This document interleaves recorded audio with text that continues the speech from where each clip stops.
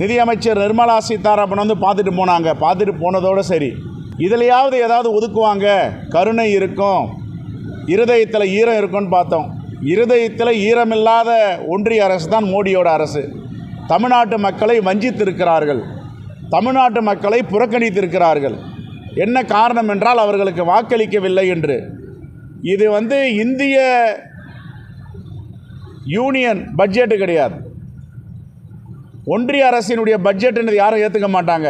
2 மாநிலத்துக்காக எல்லா மாநிலத்துடைய வரி பணத்தையும் தன்னுடைய ஆட்சி ஆயுட்காலத்தை நீடிப்பதற்கு நிதி ஒதுக்கியிருக்கிறார்கள். இந்தியா மக்கள் இதை எல்லோரும் உற்று பார்த்து கொண்டிருக்கிறார்கள். ஏற்கனவே மோடி ஆட்சி என்பதை மாற்றி கூட்டணி ஆட்சிக்கு கொண்டு வந்திருக்கிறார்கள். இப்பொழுது பல மாநிலங்களிலே தேர்தல் வர இருக்கிறது. அந்த மாநிலங்களில் இது எல்லாம் எதிரொலிக்கும்.